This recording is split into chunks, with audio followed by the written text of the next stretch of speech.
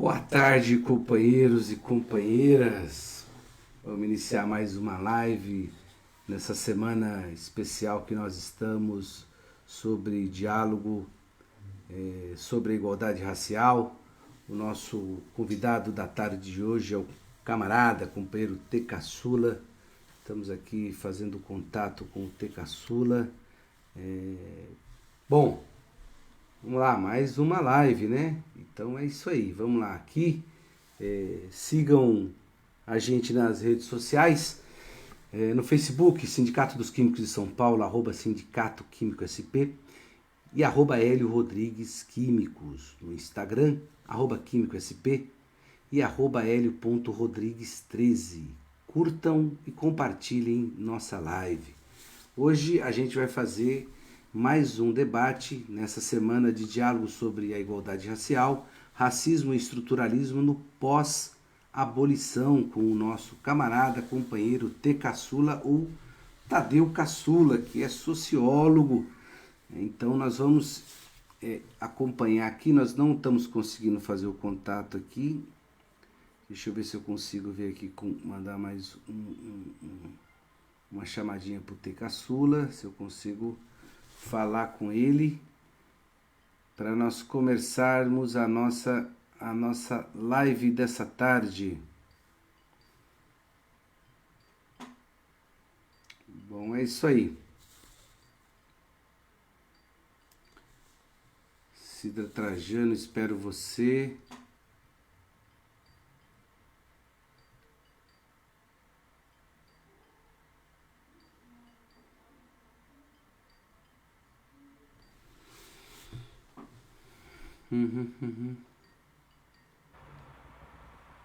Opa!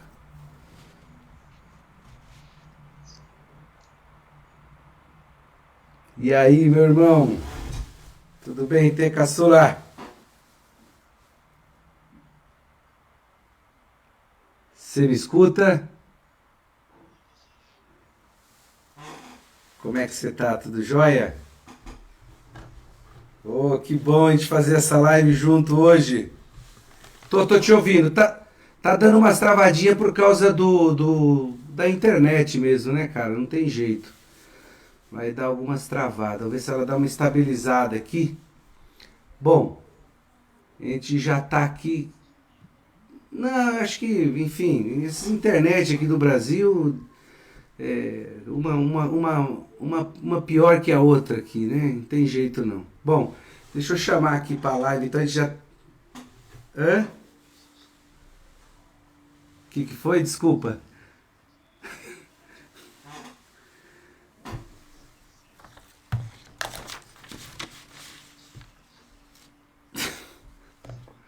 Duas semanas de live, as enganações que eles passam pra gente, 100 mega, aí você vai ver o que é upload, download, são coisas diferentes que interferem profundamente na qualidade da internet.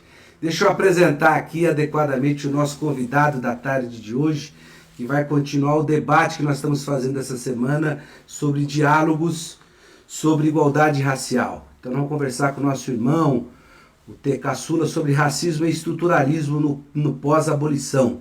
Para quem não conhece, T. Caçula, ou Tadeu Caçula, é sociólogo formado pela Fundação Escola de Sociologia e Política de São Paulo, a FESP São Paulo, inclusive, se eu não me engano, o Florestan Fernandes estudou lá, né? Luiz Erundina, tanta gente boa que passou por lá, e o T. Caçula é mais um desses. Ele é mestrando em mudança social e participação política pela Universidade de São Paulo, pela USP, membro do Grupo de Estudos sobre a América Latina e coordenador nacional da Nova Frente Negra Brasileira. Eu até olhando Nova Frente Negra Brasileira, fizeram atividade lá no sindicato, acho que até a Marta que falou comigo na época. Que bacana. E autor do livro Casa Verde, uma pequena África paulistana. Vem aqui já trazer para a nossa live. Boa tarde, T. Caçula, tudo bem, meu irmão? Boa tarde, obrigado, Hélio, pelo convite. Uma alegria te reencontrar, né? A gente já teve aí contatos anteriores, né? Falamos sobre diversas questões, sobre uma questão que inclusive é muito bacana, que a gente também tem muito orgulho de falar deste lugar, que é do lugar do samba, lá com o nosso companheiro amigo Wagner e com a turma toda do Samba da Resistência, né? Falamos sobre vários assuntos. Então, estar aqui com você, aqui nessa live aqui, é uma alegria, em primeiro lugar, e quero dizer que me sinto muito honrado de participar desse conjunto de pessoas que tem dado aí uma contribuição significativa e estrutural aí para a luta e para o entendimento do debate nacional, né, em torno do tema aí da igualdade racial. Então, obrigado pelo convite, satisfação imensa estar aqui com você, viu, irmão? Obrigado também por você ter disponibilizado seu tempo, ter caçula que está nesse distanciamento social trabalhando muito, né? Eu fiquei até assustado, tanta coisa que o T tem feito nesse período todo, e agradecer a sua participação. E vamos sempre lembrar que quem montou essa semana é o nosso irmão Rafael Pinto, que bem organizou tudo isso, e o debate dessa semana está sendo muito importante. Nós vamos encerrar sábado, porque nós tivemos um problema de internet, e vamos fazer a live de sábado. Bom, como eu já pude debater um pouco com você, eu sei que você tem muito a contribuir nessa reflexão sobre a questão do racismo, sobre o racismo estrutural, o racismo funcional. Fica à vontade para você fazer a intervenção que você achar necessária. A análise desse governo que está aí, em que momento nós estamos, é com você, meu irmão. Tá, beleza, Hélio. Vamos aqui, né? A gente tem uma conjuntura muito complexa, né? E quanto membro também da Nova Frente Negra Brasileira, pensando o país, pensando todo esse espectro que está em torno dessas dinâmicas, né? Totalmente complexas da atual conjuntura política, a gente sempre procura fazer análises, Hélio, sempre para além da conjuntura, né? Sempre pensando para além da conjuntura pelo fato de compreendermos, pelo menos da nossa perspectiva, que essa conjuntura está aqui, já acontece, essas dinâmicas, né, políticas, sociais, a partir desse entendimento, né, macroeconômico que acaba fazendo todo e acaba orquestrando toda essa dinâmica política do país. Essa conjuntura já está posta desde quando esse país foi invadido, né? A gente não chama de descobrimento, não foi um descobrimento, nós sabemos disso, né? Em alguns momentos aqui desse nosso bate-papo, eu quero ser propositalmente redundante em dizer algumas coisas, porque em alguns momentos a redundância ela cabe para reafirmar alguns conceitos que infelizmente não é socializado e popularizado para a grande massa. Então o que nós tivemos na verdade aqui foi uma invasão. Então essa conjuntura está posta desde quando esse país foi invadido, saqueado, extorquido, totalmente desconstruído, né, dentro de uma lógica, de uma perspectiva de relação com o próprio território, com os próprios povos originários que já estavam aqui, fazendo todo o processo de salvaguardar esse território importante, que representa muito bem, né, então, do que se compreende em termos de espaço geográfico, quando você vai pensar uma geopolítica ou uma leitura antropológica sobre todos esses territórios. Então, a conjuntura já está posta desde quando houve essa invasão. Quando a gente vai trazer para uma leitura contemporânea, e a gente tem se debruçado muito para poder discutir sobre isso, a gente compreende que a gente tem alguns retrocessos, né? Algumas retomadas de fatos históricos que também foram traumáticos e que também foram tão fatídicos em alguns momentos, e que a história parece que ela é circular, né? Ela é cíclica, e ao mesmo tempo que de repente você vai avançando, em algumas medidas você retoma pontos da história que acabam nos colocando novamente a pensar e revisitar novamente a própria história, né? O que a gente vive hoje, na verdade, a gente já passou, infelizmente, pela história do país, né? De um governo de recessão, de um governo centralizador, de um governo que é antidemocrático, de um governo que vai pela contramão do que é a democracia, do que é o Estado de Direito, de um governo que é centralizador, ou seja, de um governo que não compreende a importância de governar para o todo da sociedade, e um governo que vai acabar segmentando, recortando, né, o seu olhar, ou a sua gestão, ou a maneira como entende a dinâmica política para um setor, hoje corresponde aí a 1/3 todo o conjunto social do Brasil. Então, o que a gente analisa pela perspectiva da Nova Frente Negra Brasileira, a gente vem pensadores, pesquisadores, acompanhando, inclusive, né, a imprensa, mas não essa imprensa falaciosa, né, essa imprensa que, trazendo um pouco para o nosso populês, acaba jogando areia nos nossos olhos. A gente acredite aí, informação construída ao bel prazer e pelos interesses, inclusive, de se manter aí na hegemonia dessa imprensa hegemônica, né? Mas quando você vai buscar, de fato, uma imprensa que está preocupada em se debruçar nos verdadeiros fatos que estão acontecendo no país, nos verdadeiros fatos que, de fato, está trazendo aí essas contradições políticas do nosso país. Então, quando a gente analisa isso, a gente percebe que nós temos um problema seríssimo pela frente, né? Nós temos um governo que, infelizmente, não tem nenhum projeto, desde quando houve o processo, isso você, obviamente, vai concordar comigo, desde quando houve o processo todo da pré-eleição, em momento algum, o presidente hoje eleito, até então, naquela ocasião, candidato, apresentou um projeto, apresentou, de fato, algum tipo de caminho que pudesse tirar o país daquela pseudo-crise criada, né, orquestrada, construída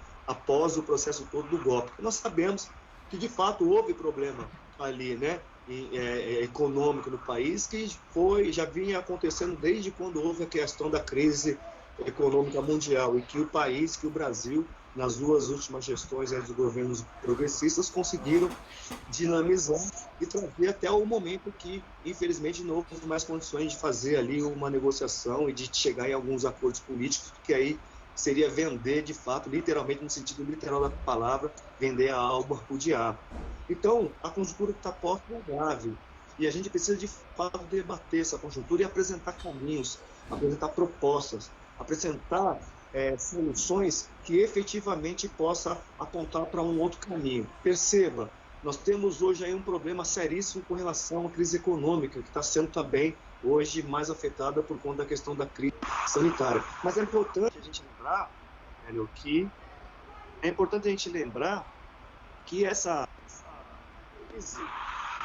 crise ela se dá muito antes da questão da pandemia, muito antes da questão da crise sanitária, né? Nós tivemos, infelizmente, um tiro na água, e aí eu vou dizer que com total tranquilidade, por conta de uma incompetência desse ministro da Economia, que não tem nenhum tipo de projeto efetivo para poder salvar a economia do país. Muito pelo contrário, o projeto, nós temos esse projeto neoliberal, é justamente para poder atender o grande capital especulativo.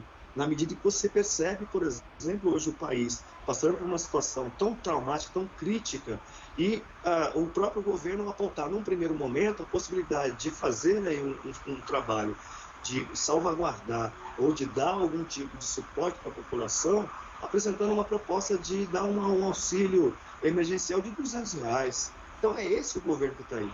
É esse o governo que está pensando exatamente uma política de, ao mesmo tempo de colocar R$ 200 no bolso do trabalhador e da trabalhadora, do pai de família, da mãe de família, que está lá na ponta, precisando de um tipo de assistência, que o Estado, de fato, faça valer aquilo para que o Estado foi criado, foi pensado, desde os filósofos da política, desde os pensadores, desde Rousseau, desde Hegel, desde toda essa turma, né, que vai pensar, esses pensadores vai pensar a estrutura do Estado, vai pensar o contrato social, e que o Estado deveria fazer o papel que ele peculiar, que ele é de direito, o Estado acaba sendo ausente mais uma vez.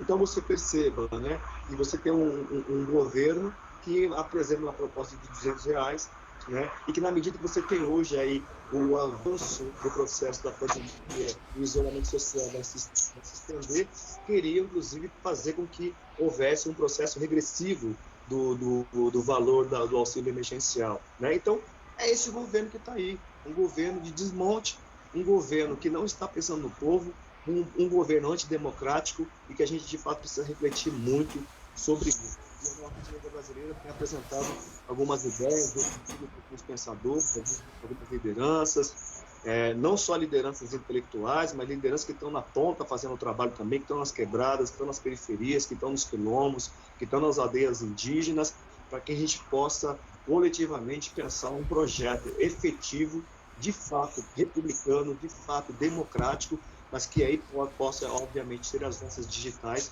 para a gente pensar em um país melhor e tirar o país da situação que ele está. É isso que a gente tem debatido sobre a conjuntura e apresentando, obviamente, além da conjuntura. É, bem falado, viu, Tê? Porque ontem, conversando aqui com o ex-ministro da Igualdade Racial, o Edson Santos, e a gente conversava um pouco sobre o que país que a gente se tornou ao ponto de você entregar território nacional o governo norte-americano sem ter nada em troca, e mais de 100 comunidades quilombolas lá de Alcântara, que eu tenho falado com o deputado estadual, o deputado federal que acompanha isso, que é o Tato. Ele tem acompanhado isso há muito tempo já, essa questão das comunidades indígenas, quilombolas, e você vê um governo desse entregando uma terra, expulsando quem está lá há mais de séculos, em troca do quê? Em troca de nada. Assim, o Brasil não está ganhando nada por deixar os americanos implementar uma base em Alcântara. Esse é o governo que a gente tem. Mas voltando aqui para o nosso métier, essa semana a gente tem discutindo bastante os impactos sobre a população negra da periferia, ou a população preta, como alguns movimentos assim o colocam. E a gente tem notado efetivamente que a pandemia tem afetado muito mais a população preta da periferia, porque é onde está, aqui no último mapa que saiu da desigualdade social no município de São Paulo, você vai lá ver que 60% da população que mora no Grajaú, no Jardim Ângela, na cidade de Tiradentes, e que você conhece tão bem aqui da cidade de São Paulo, ela é formada majoritariamente pela população preta e parda. Então, quer dizer assim, majoritariamente pela população preta, né? Então, assim, a gente vê que o impacto está muito grande, que é tudo fruto dessa questão do racismo estrutural. Agora, como a professora, foi muito bom a live com ela, a professora, deixa eu lembrar o nome dela aqui, que eu erro, é Palmira, você deve conhecer a Maria Palmira, fez um resgate muito importante sobre esse debate do racismo institucional. Quer dizer, isso é muito importante. Eu queria que você olhasse também, desse um quadro para a gente dessa questão, como é que você está vendo que está sendo mais afetado mesmo nesse momento agora.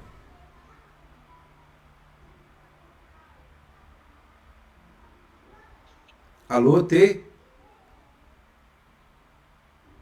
Você me escuta? Tem caçula, você me Então, escuta? Hélio, eu inclusive agora estou produzindo um artigo falando sobre isso, né? Falando sobre o Estado. Está me ouvindo? Tô te Estou ouvindo ouvindo. bem. Eu tô te ouvindo, tá Sim, estou jóia? te ouvindo bem. Tá jóia.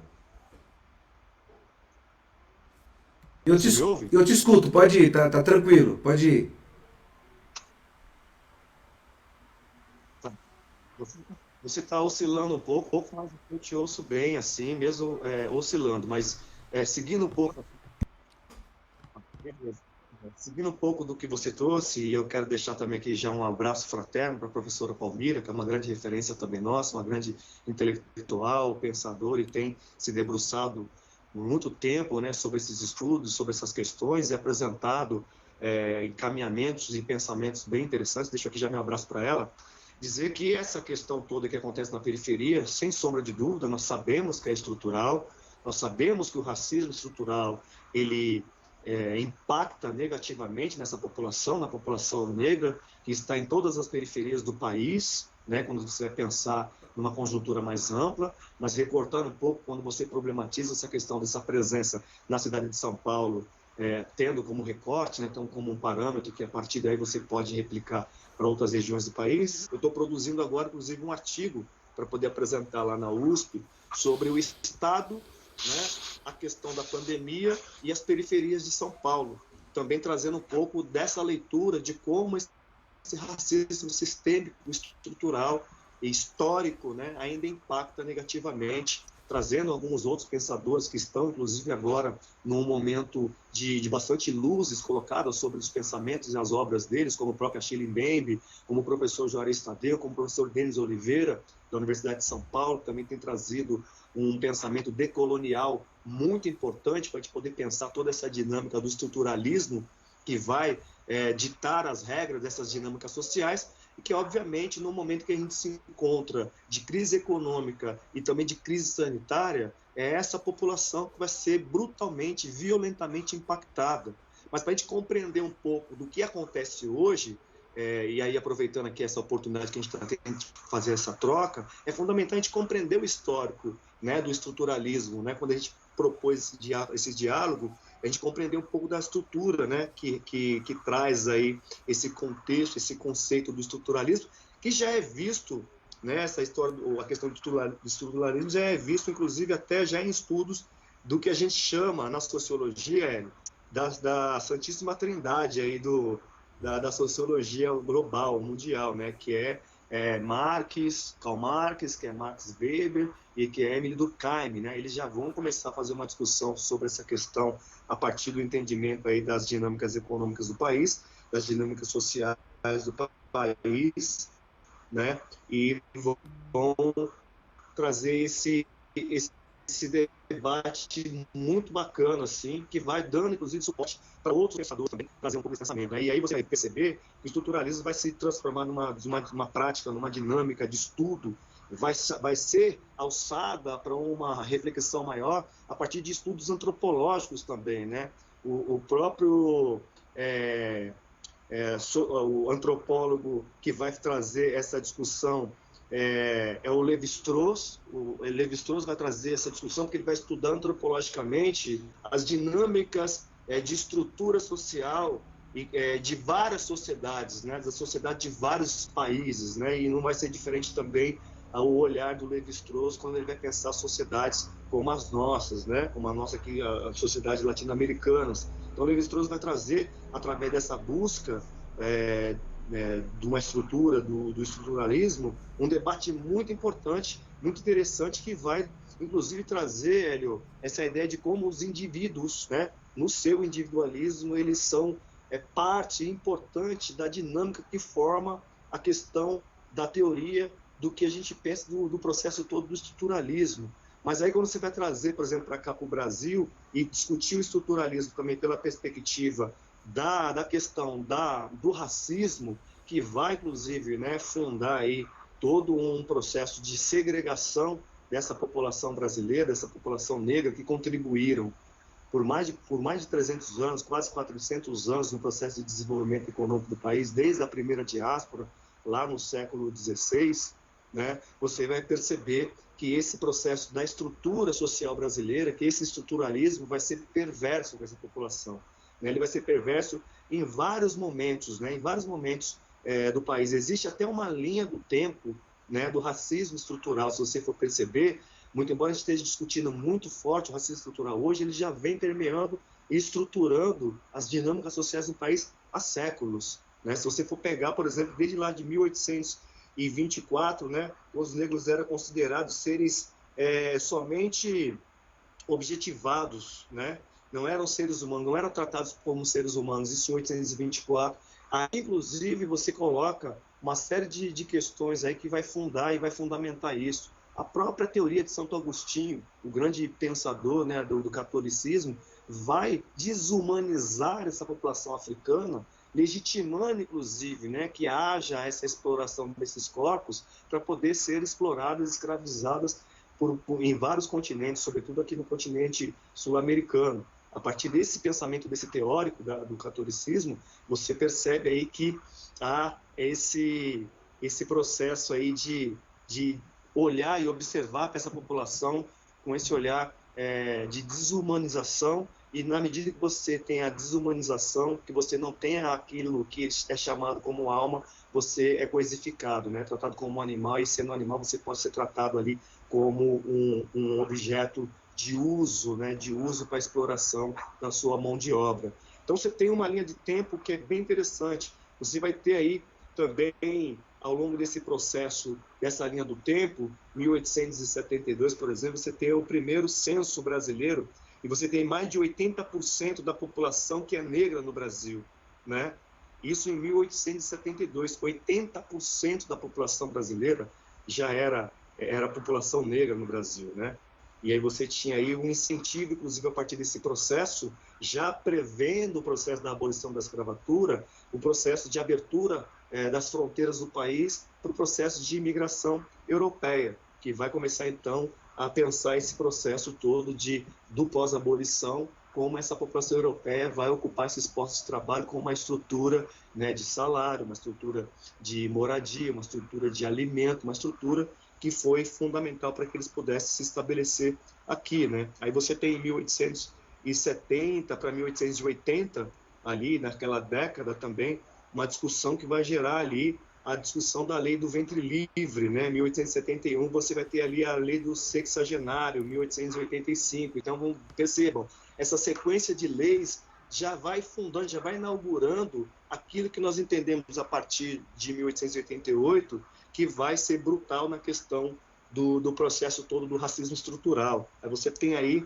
em 1888, a lei que é de número 3353, que é a lei áurea, né, que vai trazer aí também um projeto de abolir, mas sem nenhum tipo de indenização. Né? Você tem dentro de um projeto que foi apresentado ali, inclusive pelo movimento abolicionista, que fez muita pressão também, né? Ali no processo todo da abolição, a pressão que estava vindo da Inglaterra, a pressão que estava vindo também da política internacional, fez com que ali a coroa, o império, fizesse a assinatura, né? Que a princesa Isabel assinasse a lei áurea, e a partir daí você tem também dois artigos apenas, né, dentro de uma lei que era uma lei tão complexa, uma lei que era quase completa, porque o próprio André Rebouças, um dos grandes abolicionistas, era um dos pensadores, um dos colaboradores ali que estavam discutindo, inclusive no pós-abolição, a importância de uma reforma agrária,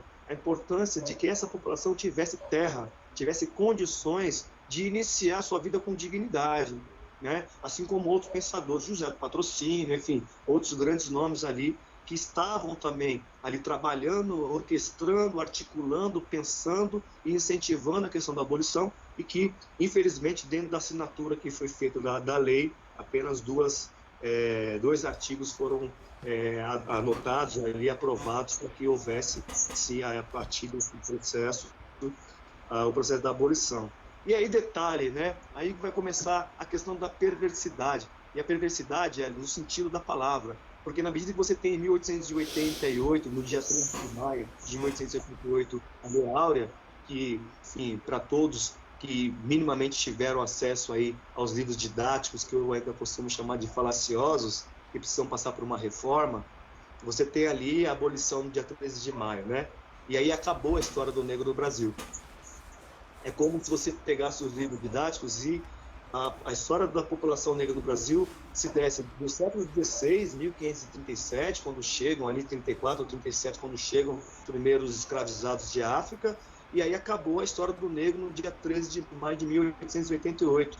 Agora, é uma grande discussão que alguns pensadores, alguns coletivos, alguns intelectuais, alguns ativistas sempre trazem, e a gente é importante a gente sempre trazer em debates, em encontros, em rodas de conversas, ou em lives como essa que a gente está participando, Hélio, que a grande questão negra e o grande problema do estruturalismo e do racismo estrutural, pelo menos na nossa perspectiva, ele vai ser muito mais perverso a partir do dia 14 de maio. Né?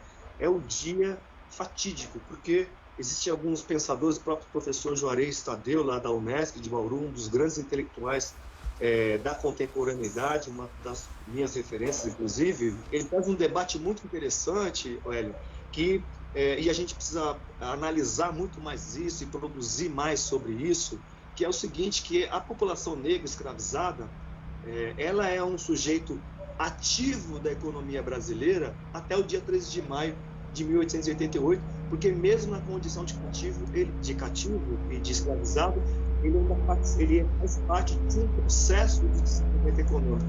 Desde o primeiro ciclo econômico, no século XVI, com a cana-de-açúcar e algodão no Nordeste, depois para a questão do século XVII, século XVIII, com a questão do garimpo no Sudeste, no Centro-Oeste do país, e depois no Sudeste do país com a questão do plantio do café. Em todos esses processos de desenvolvimento econômico, a população negra era sujeito ativo da economia brasileira. Mas no dia 14 de maio, exatamente no dia 14 de maio, ele passa a ser um sujeito passivo da economia brasileira, ou seja, ele não serve mais aos interesses do desenvolvimento econômico por conta de uma lei que o aboliu. E aí você vê quando começa, então, todo esse processo fatídico. Em 1890, você já tem aí alguns projetos de leis, né, fazendo com que essa população comece então, a ser perseguida, a ser marginalizada. Tem o professor Clóvis Moura, dos seus vários escritos, né, Dialética Radical do Brasil Negro, Rebeliões da Senzala, o Quilombo, enfim, vários dos escritos do professor Clóvis Moura, dentre eles, tem um que ele fala no Dialética, uma frase que ele fala que é bem emblemática, que ele fala que a população negra passa de bom escravo para, para sujeitos não quistos, não é bem essa palavra que ele usa, mas ele quer dizer o seguinte, né? De bom escravo a marginalizado, né? E aí tem uma dessas frases assim dele que é bem dinâmica. Como que você passa, então, trazendo um pouco desse pensamento do professor Juarez, de sujeito ativo para sujeito passivo da economia brasileira? Você é descartável, né? Você acaba não participando mais do processo. Então, em 89, você tem essas leis, né, que é a lei da vadiagem, que vai pegar muito duro sobre os capoeiras, por exemplo, né? A capoeiragem vira algo ilícito, algo do vadio, algo que não combina com a dinâmica que está sendo pensada naquela sociedade. Você tem também ali um processo brutal das pessoas que estão ali em condições totalmente desiguais, porque você não tem nenhum tipo de política pública que possa colocar essas pessoas, pelo menos, numa condição digna de ter trabalho, de ter moradia, de ter condições de sustentar a sua família. Então, essa lei que acaba sendo fundada no o decreto 847, né, sobre essa questão dos vadios, ela vai incidir sobre isso. E quem é o vadio naquele contexto? Quem está pelas ruas sem trabalho, sem moradia, sem dignidade nenhuma para poder interagir com a sociedade? É o povo que acaba de ser abolido desse princípio. E não obstante a isso, Hélio, fique muito à vontade, se você quiser interagir ou interromper, que eu estou criando uma linha para poder trazer aqui um pouco do que está acontecendo na contemporaneidade, porque isso é histórico, é estrutural, né? E quando você vai falar do estruturalismo, do racismo estrutural, é importante que a gente faça uma linha do tempo para as pessoas entenderem que não é casual, que isso não está acontecendo agora, e que o racismo, que o estruturalismo racial, ele não está acontecendo agora. Ele é um projeto arquitetado, é pensado por uma elite branco-normativa, e que a gente precisa colocar luz sobre isso e ampliar o nosso debate, né? Então, acho que é importante que a gente faça aqui essa pequena linha do tempo. E aí você perceba, né? Você tem, então, 1889, você vai ter aí a questão da proclamação da República, aquilo que eu também sempre trago em algumas reflexões, Hélio, que foi o primeiro golpe que aconteceu no país, porque, veja, na medida que você tem aí um processo em que, após a abolição, haveria a possibilidade de você distribuir terras para essa população que foi escravizada durante 400 anos. Você iria pensar em políticas de inclusão para essa população, para pensar, obviamente, aí uma sociedade com a população negra inserida na estrutura social brasileira. Você pensa, então, essa questão da instituição da República, né, em 1889, mas quem vai pensar, arquitetar, quem vai projetar essa república, se você for buscar no sentido epistêmico da palavra, república, é governar para todos de forma igualitária, de inserir, de incluir, de inclusão e de participativa, e de pensar progressivamente como que você conduz aí todo um trabalho de gestão dessa população, desse povo. E aí você pensa que quem são aí os grandes arquitetos dessa república são os escravistas. Então, como você vai pensar, por exemplo, uma república, um modelo de gestão em que você vai incluir, sendo que esses próprios escravistas que eram contra a abolição, que eram desfavoráveis, inclusive existiam projetos ali sendo discutidos, ali lá no pré-abolição, de que a escravidão precisava continuar por mais, pelo menos, uns 50 anos, para que, de fato, pudesse esses escravistas terem condições de se organizarem para poder ter condições de abolir a escravidão. Ou seja, existia ainda proposta, velho, de continuar por mais de 50 anos, na medida que em outras nações do mundo já era assim, tipo, inconcebível você pensar ainda em escravização de corpos africanos, de homens e de mulheres, de crianças africanas, né? Eu estou trazendo essa linha do tempo, não estou trazendo nem toda a barbárie que aconteceu em todo esse processo, desde a primeira chegada, não só da barbárie, dos estupros, das violências, de toda a pressão psicológica, mas também as barbáries que aconteceram no processo da transtravessia,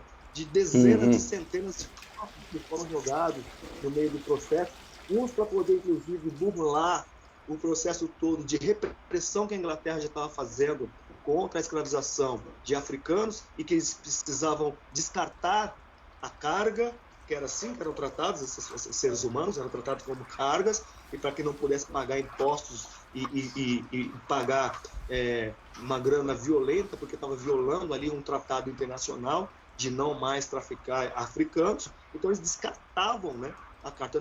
Nem por essa linha do tempo a gente nem se aprofundou nisso. Talvez a gente possa em algum outro momento fazer isso. mas para poder seguir um pouco aqui minha linha de raciocínio, é pensar que houve todo esse processo. Aí você vai pensar o Estado brasileiro já ainda tentando fundamentar e justificar a não inclusão dessa população na sociedade, na estrutura social brasileira, com vários tipos de mecanismos possíveis e impossíveis que eles criaram para tentar deslegitimizar ou deslegitimar,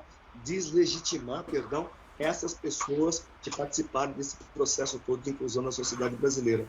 Hélio, tem uma das coisas que, quando a gente pensou em fazer esse bate-papo, eu falei assim, eu não posso deixar de falar sobre isso, né? Muito embora eu creio que as pessoas que estejam nos assistindo aqui já tenham entendimento e conheçam perfeitamente essa linha do tempo, né, da estrutura do racismo, do estruturalismo, que é fundado lá por esses pensadores da sociologia, como eu falei agora há pouco, mas que também teve aí uma importância e teve um papel importante, né, de Lévi-Strauss e dessa turma toda que pensa pelo espectro da antropologia, mas é importante que a gente faça esse desenho, esse caminho para compreender. E eu não poderia deixar de falar sobre a questão do Congresso Universal das Raças, que aconteceu em Nova York em 1911, e que o Estado brasileiro apresentou um projeto para os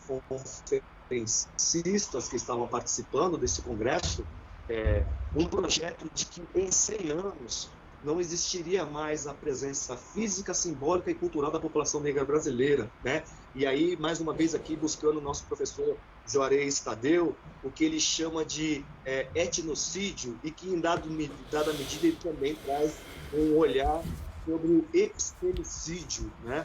Que essa população vai sofrer por conta desse processo de tentativa de apagamento sistêmico, né? Da presença física, simbólica e cultural dessa população. E essa conferência foi feita, foi defendida, esse projeto foi apresentado por João Batista de Lacerda, que também fazia parte desse grupo de eugenistas que naquele contexto estavam fundando o racismo científico, né? Junto com Nina Rodrigues, junto com Lombroso, junto com todos esses cientistas que naquele contexto estavam tentando provar cientificamente. E aí eu também, como um cientista, questiono se de fato isso é ciência, uma vez que você tenta ainda desqualificar um outro povo que construiu sistematicamente toda a estrutura econômica, cultural, simbólica do país. Você cria aí uma tentativa de justificar cientificamente que essa população é incapaz intelectualmente e estruturalmente de compor uma estrutura social brasileira. Então, por isso que eu questiono isso como ciência, né? Porque isso, na verdade, isso foi uma grande sacanagem, né? Com a população negra que naquele contexto ainda estava perdida, solta, sem a mínima perspectiva de participar da estrutura social brasileira. Então, você tem o Estado brasileiro, você tem a ciência trabalhando em função de um racismo sistêmico que vai ser retroalimentado por esse discurso cultural. É um retroalimentando o outro, né? Na verdade, o científico justificando o estrutural, e o estrutural se baseando, se fundamentando no científico, né? E assim você vai fundando outras formas de pensar o estruturalismo racial no Brasil, né? E aí você vai tendo outras possibilidades. Você vai ter, por exemplo, aí, sacando que esse racismo científico está prejudicando muito essa questão da inserção da população negra na sociedade de classe, você vai ter outros pensadores. Você vai ter também, ali em 1933, essa data mesmo, uma pesquisa que vai abrir um outro debate e que vai ser também base de estudos de outros pensadores do pensamento social brasileiro, como Sérgio Buarque de Holanda, como Florestan Fernandes, como Caio Prado, como todos esses pensadores do pensamento social brasileiro, que é a obra de Gilberto Freire, Casa Grande Senzala, que a partir dessa obra você vai pensar então que os pensadores que vão beber de Gilberto Freire, como o próprio Florestan Fernandes, vão inaugurar então o pensamento, né, da democracia racial no Brasil. Inclusive o próprio Florestan Fernandes, né, que você citou no início aqui da nossa prosa, que também foi professor lá da FESP, né, também foi professor na USP, saiu da FESP, inclusive ajudou a pensar, criar a USP, é um dos grandes pensadores. Hoje, se você vai falar de sociologia brasileira, não tem como não falar de Florestan Fernandes e não falar desses outros nomes, né? O próprio Florestan Fernandes, junto com o Roger Batiste, vai fazer um estudo. Roger Batiste, um pesquisador americano, vai fazer um estudo pedido pela Unesco, né, na década de 50, 60, para poder compreender um pouco desse texto, desse estudo que é fundado por Gilberto Freire sobre Casagrande e Senzala, que Gilberto Freire coloca ali, romantiza as relações entre a Casagrande e a Senzala, como se houvesse um flerte, né, entre os dois, e que houvesse ali uma paz, uma tranquilidade, um respeito mútuo, uma pacificidade entre essas relações, né?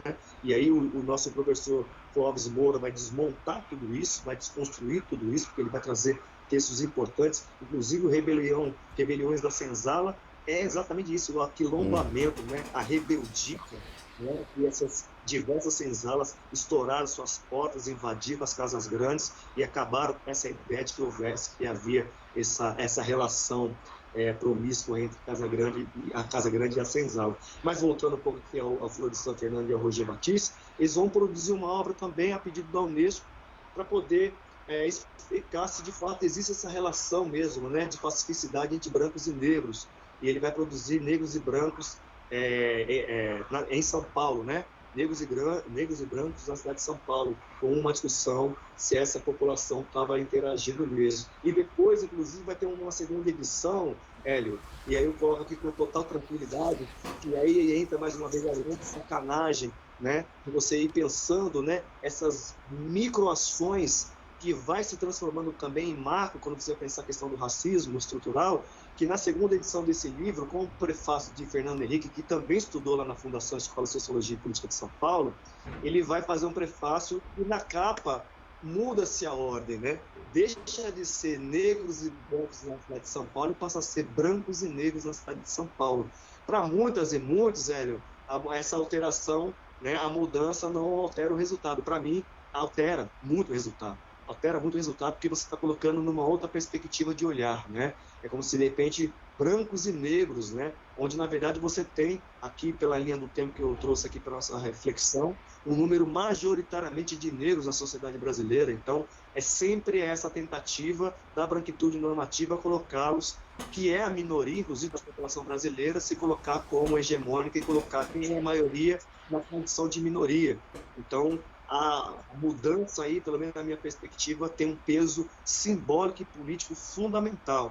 Então, trazendo um pouco disso, você tem, a partir dessa obra, essa fundação, esse pensamento social brasileiro, pensando essas dinâmicas a partir da cidade de São Paulo, que é onde você provoca aqui essa nossa reflexão sobre essa questão do que está acontecendo nas periferias, a partir desse governo, a partir de como essa pandemia tem impactado nessas pessoas, na periferia, nas pontas, onde o racismo estrutural é muito mais perverso, muito mais violento, né?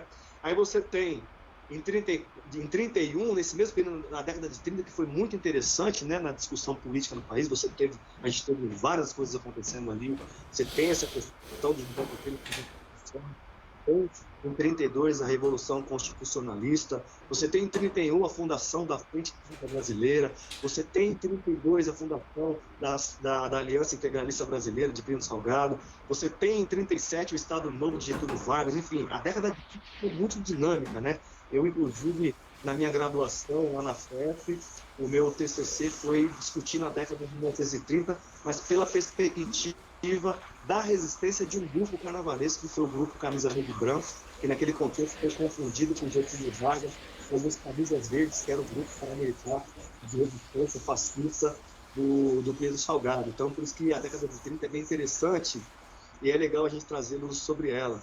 E aí pensar que com a fundação da Frente Negra Brasileira, em 16 de setembro de 1931, a população negra, a partir de São Paulo, começa a tomar consciência, tomar razão, né? Trazer um pouco aqui do pensamento Foucaultiano, da crítica da razão, né? Ou do próprio Attila Mbembe, a crítica da razão negra, aquele contexto, a Frente Negra Brasileira já toma essa razão, já cria essa razão, essa consciência de que estava fora, Hélio, do projeto de estrutura social brasileira, que a população negra estava totalmente segregada, totalmente marginalizada, e vai começar então a criar ali elementos para que possa fortalecer, para que possa agrupar, para que possa mobilizar, para que possa colocar um pouco de consciência, um pouco de conteúdo estrutural para essa população sair da condição de marginalizado, sair da condição de invisibilizado, né? Sair da condição de segregado. Então, a Frente Negra Brasileira foi um divisor de águas, pelo menos na minha perspectiva, na reorganização da população negra no pós-abolição.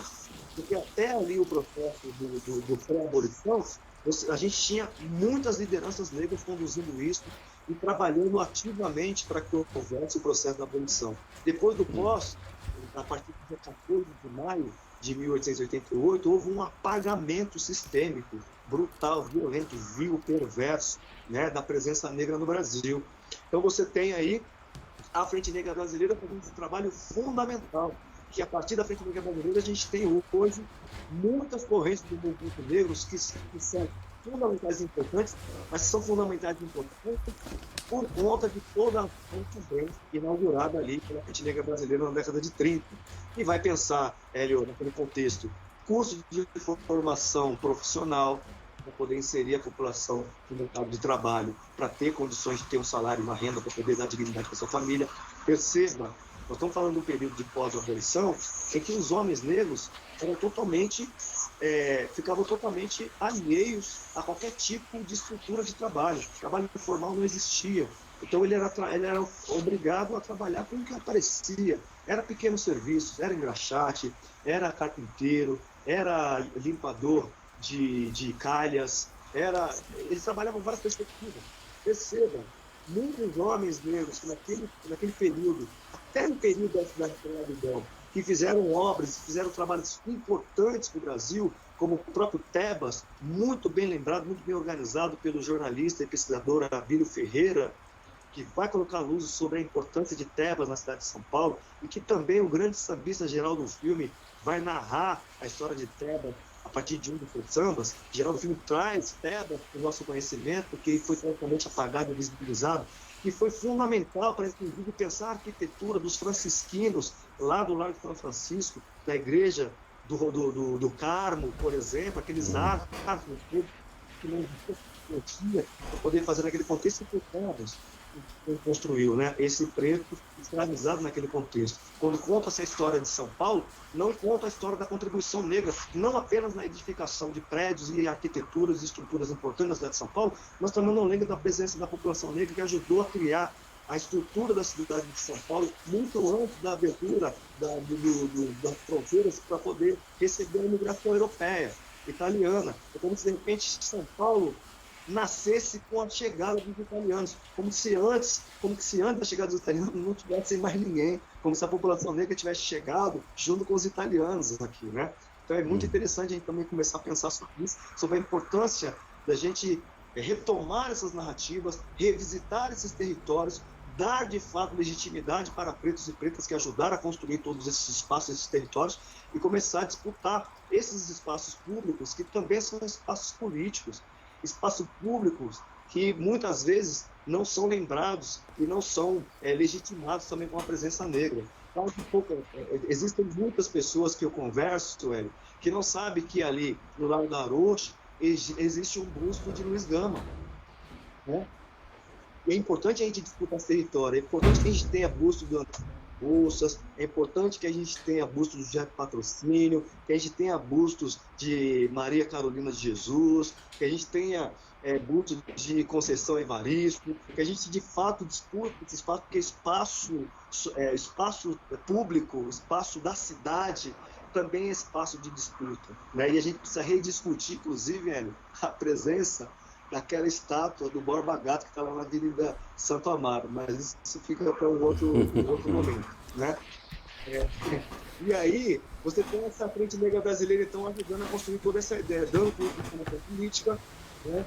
Curso de alfabetização de crianças, que naquele contexto não tinha acesso a nenhum tipo de estrutura ou de política pública na área de educação, né? Você tem a Frente Negra fazendo um trabalho fundamental na década de 30, né? Aí você vai ter lá o Estado Novo de Getúlio Vargas, que vai acabar com tudo isso. Inclusive a Frente Negra, em 36, cria o primeiro partido negro do país, o primeiro partido político, o partido da Frente Negra, que se não fosse o Estado Novo de Getúlio Vargas em 1937, acabar com o sindicato, acabar com partidos políticos, fechar o Congresso Nacional, acabar com todos os aspectos de organização política que acontecia no país, talvez, e aí vou colocar no lugar de talvez, hoje, se a Frente Negra ainda fosse um partido negro, teríamos um outro cenário político do país, teríamos muito mais pretos e pretas participando ativamente da construção política e ideológica do nosso país, o olhar, né, a cosmovisão, esse olhar cosmológico africano que nos habita, também poderia contribuir muito, porque nós, Hélio, somos, não que queiramos ser, mas nós somos especialistas em administrar crise, cara. Desde quando o primeiro navio portou aqui na costa brasileira. Nós somos craques, nós vivemos em crise desde quando nós pisamos aquele continente invadido. Então, a desconsideração de ter, né, ou o desperdício, quero usar esse termo aqui que acho que ele cabe melhor aqui nessa reflexão, o desperdício de não ter pretos e pretas dividindo o poder e trazendo sua contribuição, seu olhar, sua cosmovisão, o seu olhar não ocidental, para poder pensar um país que é tão plural como o país, como o Brasil, né? Esse desperdício é absurdo, é inconcebível, não dá para a gente compreender como ainda um país como o Brasil ainda resiste, sobretudo essa branquitude normativa, essa elite do poder econômico e político, que faz muita questão de se manter nesse lugar de poder, de se manter nesse lugar de estrutura, ainda fica ali sentado, agarrado dentro do poder e levando o país à ruína. Porque a condição em que nós estamos hoje, que o país está hoje, que o Brasil está hoje, nós estamos indo por um caminho que ninguém, nem quem está hoje à frente do Zélio, sabe para onde a gente vai, porque não tem projeto, porque não tem nenhum tipo de ação, nenhum tipo que possa perspectivar, olhar para frente por um futuro próximo, para onde nós vamos. O país está desgovernado, está totalmente perdido. E nós ainda estamos aqui nos organizando, reivindicando, brigando para poder contribuir para reelaborar, para repensar, reestruturar nosso país. É fundamental que a gente fale da Frente Negra Brasileira, por isso que eu ganhei um pouco de tempo aqui para falar da Frente Negra Brasileira, que foi fundamental, não fosse o Estado Novo de Getúlio Vargas, né? Aí você tem em 51 a questão da Afonso Arinos, né? Que vai pensar a questão do crime, mas somente como contravenção, né? Não é crime, é contravenção. Pensar o racismo, né, nesse processo todo. E aí você vai indo, né? Você vai pensando a questão de 1968, por exemplo, eu fiz aqui uma colinha para poder também não deixar de passar nada, assim, né? A gente tem que aproveitar esses momentos de troca de ideias, de troca de reflexões aqui, para poder trazer alguns aspectos para poder compreender a questão do culturalismo e do racismo nesse processo todo pós-abolição. Muito embora, para compreender o pós-abolição, eu tenha tido que buscar um pouco do que foi o pré-abolição, para compreender toda essa dinâmica, né? Então você vai ter aí a lei de 1968, né, que vai buscar essa questão, precedentes para institucionalização do ensino superior, de 50% de vagas para fazendeiros e latifundiários. Isso em 1968, a lei do boi. A gente quase não fala dela. Né? Olha só como a lei do boi lá atrás, em 1968, ela está vigente no processo macroeconômico. Quando você pensa uma política de relações internacionais no que tange a questão do desenvolvimento econômico, você vai buscar novamente commodities, você vai pensar novamente como hoje é o gado, é o agronegócio, né, que está sempre em voga, e pior que isso, né, como no primeiro ano de mandato desse governo, ele vai perdoar a dívida dos grandes empresários, dos grandes donos dos agronegócios, né?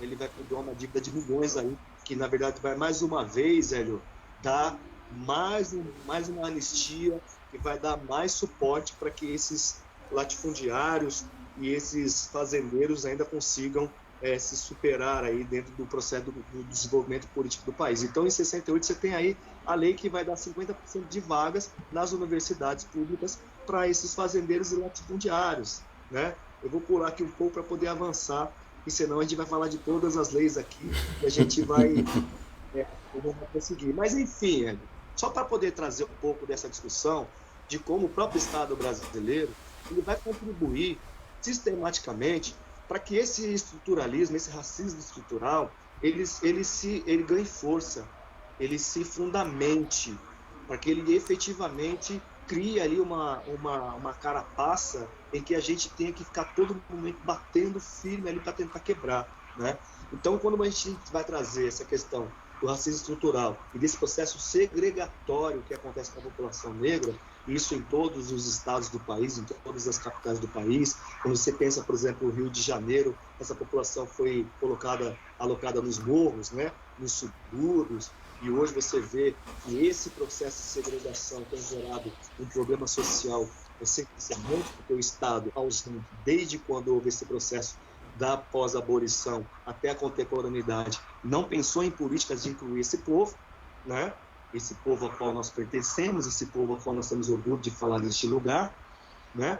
E aí você pensa, por exemplo, em São Paulo, quando você vai pensar o processo de desenvolvimento urbano da cidade, né? Nos primeiros processos ali da especulação imobiliária, né? Do grande capital especulativo, essa população que mora ali nos porões, que moram nos cortiços, que estão tentando se relacionar com a cidade, são expulsas também para as periferias, né? Naquele primeiro movimento ali, no início ali do século XX, você vai ter esse primeiro movimento acontecendo no centro da cidade de São Paulo, que correspondia o quê? A Tabatinguera ali, a Rua Boa Vista, o Largo do Café, aquela região ali central, né? Rua São Bento, Largo São Francisco e tal. Essa população é jogada nas periferias. O que é a periferia naquele contexto? A periferia é Bela Vista, é Barra Funda, é Liberdade, né? Num outro momento, você tem também um outro processo de expulsão. Essa população é levada para as outras margens, né? É levada para o outro lado do Rio, por exemplo. Eu conto muito isso no meu livro, Casa Verde, uma pequena África paulistana, que vai tratar justamente sobre esse processo de segregação dessa população negra, preta e pobre de periferia que estão naquele contexto. Então você vai ter também mais outro processo, vai levar para a Zona Norte, Casa Verde, Cachoeirinha, Brasilândia, enfim, todo esse campo, Zona Leste, naquele contexto do Tatuapé, um bairro periférico, pobre, né, naquela época. Aí vai lá, Vila Matilde, Itaquera, Cidade Tiradentes, e vai afundando, né, para esse fundão da Zona Leste, Zona Sul. Você vai pegar ali, ó, Bosque da Saúde, hoje é bairro nobre, era totalmente bairro periférico, Jabaquara, depois você vai para aquele outro canto da Zona Sul, Capão Redondo, Santo Amaro, e vai para Grajaú, você vai levando essa população para essas pontas e tal, Zona Oeste também, Rio Pequeno, Jaraguá, Jaguaré, aquela região toda ali e tal.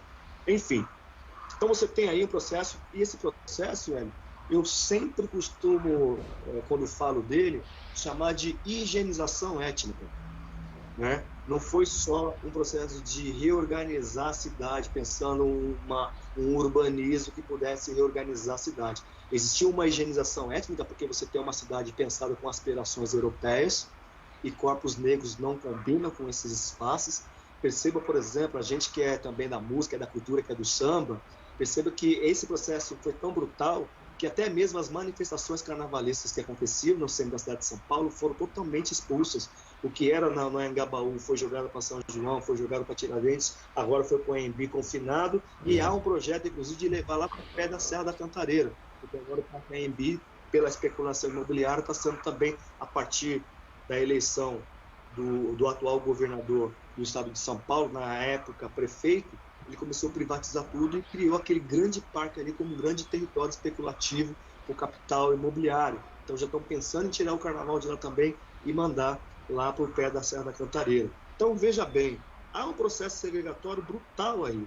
E o que eu estou escrevendo agora, Hélio, para poder fechar aqui um pouco do que você colocou no início, é sobre exatamente isso, sobre como a ausência do Estado, como a questão do racismo estrutural e o Covid-19 tem impactado brutalmente nas periferias de São Paulo, né? Estou ainda terminando aqui de conceituar, trazendo alguns pensadores para me ajudarem a estruturar esse processo, né? Trazendo o próprio Achille Mbembe para poder discutir essa questão da necropolítica pela a macroeconomia global, como isso impacta na questão do racismo estrutural, trazendo um pouco também do nosso professor Gilberto Freire, Paulo Freire. Paulo Freire, né? Pedagogia dos oprimidos, né, dos tal, trazendo um pouco desse pensamento dele também, para como a gente pensa isso, trazendo também o meu grande amigo, né, sociólogo contemporâneo a mim, que é o Tiaraju Pablo, que está discutindo a questão dos sujeitos periféricos, trazendo o professor Denis Oliveira, pensando essa questão da decolonialidade do poder, trazendo esses caras para poder pensar isso. Por que eu estou trazendo esses caras, Hélio? Porque a gente compreende que essa população, nós, a população negra, é que compõe hoje o maior número de pessoas na sociedade. Quando você vai pensar São Paulo, por exemplo, na cidade de São Paulo, na zona norte de São Paulo, por exemplo, existe o maior número de pessoas negras existente hoje na cidade de São Paulo, em seguida da zona leste de São Paulo, depois da zona sul. E quando você vai pensar essa questão dos impactos da pandemia nessa população, perceba, a Brasilândia é recordista em número de casos de pessoas vitimadas pela Covid-19. A região mais preta da cidade de São Paulo, onde você tem um número brutal de ausência da presença do Estado. Existe o Hospital de Brasilândia que está no esqueleto lá há mais de 20 anos e não sai do papel. Não existe política pública na área de saúde efetiva para poder atender a toda aquela população. E detalhe, para além disso, você tem a ausência de uma política que vai pensar a saúde dessas pessoas, ou você tem a presença de uma política que é o braço armado do Estado, vitimando dezenas e dezenas de jovens desses mesmos territórios. Eu fiz uma publicação recentemente, dizendo o seguinte, né? Só um parênteses aqui, que como esses jovens não estão dentro do grupo de risco, esses jovens negros, pretos, não estão no grupo de risco da Covid-19, ou seja, não estão dentro da lógica da necropolítica, que também pensado aí por Foucault, ele vai dizer que o Estado tem a prerrogativa de matar ou de deixar morrer, e que o Max Weber, que é esse também grande nome da sociologia global, vai dizer que o Estado tem a prerrogativa de fazer uma gestão da violência. Eles fazem o seguinte, como essa juventude não está dentro desse número, desse parâmetro de casos ou de pessoas que estão dentro do grupo de risco, já que de repente o Estado não deixa morrer pela ausência da saúde pública, ele mata pelo seu braço armado, porque ele tem a prerrogativa de fazer a gestão da violência. Então é exatamente isso que nós estamos vivendo, não apenas em São Paulo, perceba o que está acontecendo no Rio de Janeiro.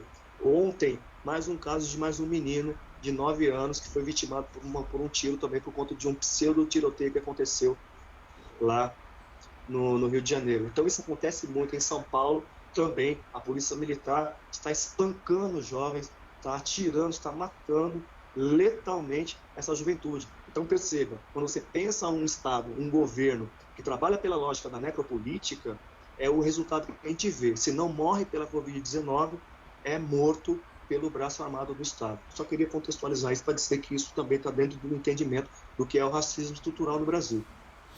Não, perfeito, Tecaçula. Na verdade, você cumpriu uma tarefa muito importante. Eu não quis interromper em nenhum momento. Tinha umas horas que eu falei assim, eu quero falar alguma coisa, mas eu acho que essa linha do tempo que você montou, ela é fundamental para a gente entender todos esses processos. Só queria fazer um pitacozinho rápido, que quando você fala da perversidade que teve essa estrutura do Estado brasileiro, dos mandatários, dos homens brancos mandatários aqui, daquele momento, ela é tão perversa até, que quando você substitui a mão de obra brasileira pela mão de obra europeia, e aí você traz 2 milhões de italianos para o Brasil, que são chamados carcamanos, sem qualificação, né? Eles chegaram aqui para substituir a mão de obra escrava, que era uma mão de obra que cumpria tantas questões de reparo, construções nas cidades, que era uma mão de obra qualificada, com alfaiates, etc. Porque eles sabiam que o negro, que o preto, não voltaria correndo para a senzala para ser escravizado depois da abolição, porque na verdade o trabalho era um castigo e só trabalhava quem era preto. O senhor de engenho não trabalhava.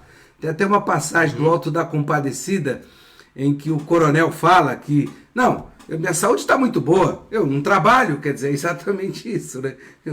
Era mais ou menos isso. Então eu acho que é um fato importante, além nesse período que você bem contextualizou, a questão das leis da terra, que foi cada vez mais afastando a possibilidade da população preta ter acesso à terra. Eu tive uma live com o Gilmar Mauro aqui, ele falava assim para mim, o problema é o seguinte, que o acesso à terra nos dá autonomia, eu posso trabalhar na minha terra, Então quer dizer que eles sabiam, quando você fala que é perverso, acho que a gente tem que aprofundar esse debate, porque há muita perversidade nisso.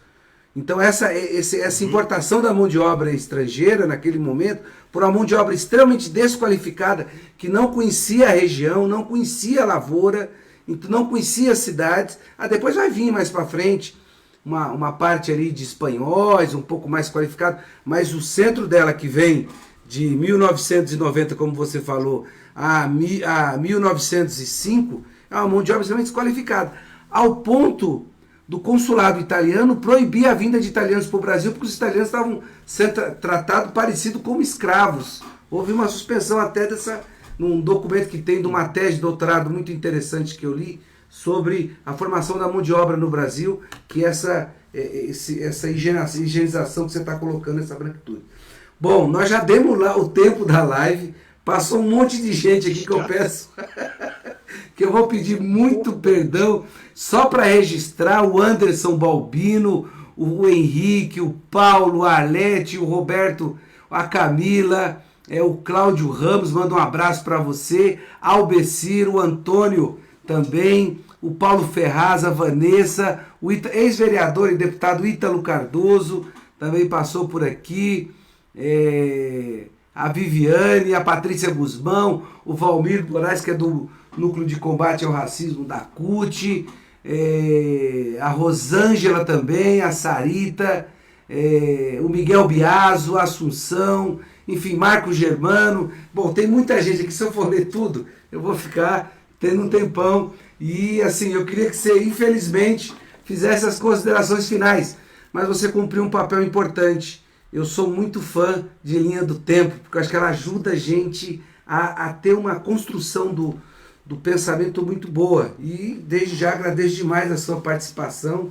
e ter dado um pouco desse seu tempo, que você está em plena atividade nesse isolamento social, para poder conversar com a gente essa semana sobre esses diálogos sobre igualdade racial. Obrigado, Tê. Fica aí com as suas considerações finais.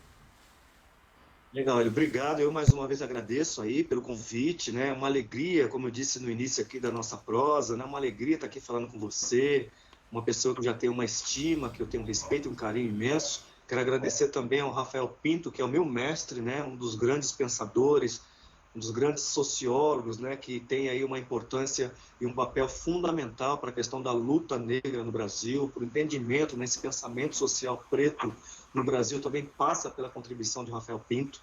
Quero agradecer a Jordana também por ter dado todo o suporte aqui para a gente, né? Como que seria todo o processo da dinâmica aqui da nossa conversa. Jordana, muito obrigado também pela sua atenção e todo o trabalho que você realizou. E dizer para todas as pessoas que passaram aqui, que estão aqui com a gente também na live, muito obrigado por participar da nossa prosa. Espero que em algum momento aqui dessa nossa conversa, dessa nossa reflexão, eu possa ter contribuído um pouco para poder escurecer um pouco mais a mente de vocês, né? Porque é esse o olhar, né? Esse negócio esse esclarecimento que você viu também. Então, o escurecimento é fundamental, a gente trazer mais pensamento preto, e trazer mais olhar preto, trazer um pouco mais dessa cosmologia africana, para poder dinamizar um pouco essa estrutura ocidental, que infelizmente não está nos conduzindo para um caminho em que a sociedade brasileira precisa ser conduzida. E mais uma vez dizer que será impossível, a gente pensar uma nação próxima, uma nação forte, sem que haja também a contribuição efetiva, ativa, orgânica dos povos originários e da população negra desse país. A gente precisa, sim, que as nossas digitais estejam juntas aí na reelaboração e na reconstrução de uma política justa, humana, afetiva e participativa. E fico aqui à disposição, Hélio, para quando você quiser, mais uma vez, falar de prosa e falar de assuntos tão importantes e estruturantes como esses. E já fica o convite para a gente fazer uma live também para poder falar sobre samba, né, mano? Opa! Sobre samba também, que eu lógico. Não sei porquê, mas eu também gosto muito de samba. Tivemos uma com o André grande companheiro do samba também. Então, beleza, Tê.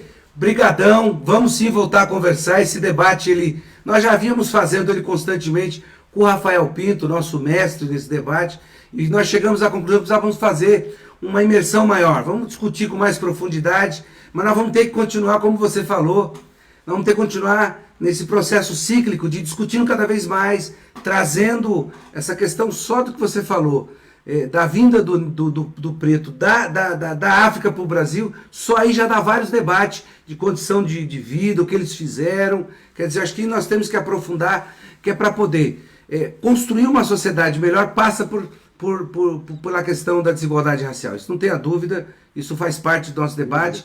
E você vamos nos cruzar muito, vamos fazer muita coisa junto, porque isso é muito importante para a gente cada vez mais melhorar essa sociedade, e trazer esse debate é fundamental. Forte abraço, meu irmão, axé, fica com Deus, tamo junto. Valeu, Hélio. Falar sobre as contribuições, só das contribuições já fala por si. A gente marca assim, estou à disposição de vocês, valeu? Valeu. Forte abraço, axé pra gente aí. Axé, valeu. Até mais, valeu. É isso aí, companheirada. Esse foi muito importante o diálogo desta tarde com o companheiro Tadeu Caçula, que é sambista pra caramba, né? Já presidiu a Camisa Verde e Branco, se eu não me engano é a Camisa Verde e Branco. Tadeu, que tem uma história no samba, que tem escrito livros sobre o samba de São Paulo, aqui da nossa cidade, né? E foi muito importante esse bate-papo com ele, que discutiu racismo e estruturalismo no pós-abolição. A história da escravidão e da abolição no Brasil é carregada desse descaso, preconceito, injustiça e dor. Podemos dizer que é uma ferida que tentamos curar até os dias de hoje no nosso país. Racismo não faz parte da nossa estrutura social e de como estabelecemos as relações de poder. Desculpa, racismo faz parte. A população negra liberta não foi integrada a uma sociedade baseada no trabalho assalariado. Dessa forma, em sua maioria, continuaram ocupando posições marginalizadas. Os efeitos desse processo reverberam até hoje na desigualdade social. Por isso, temos que defender e ampliar as políticas públicas afirmativas para a população negra, ou preta, como diz o nosso amigo T. Caçula, pensando no poder público e na iniciativa privada. Essa luta é de toda a classe trabalhadora. Boa tarde, tamo junto. À noite nós voltamos com mais um debate importante com o companheiro Antônio Tobias, discutindo essa semana importante sobre diálogo sobre igualdade racial. Vamos lá, tamo junto. Salve, companheirada. Anderson Balbino. Axé, até mais, companheiro. Valeu.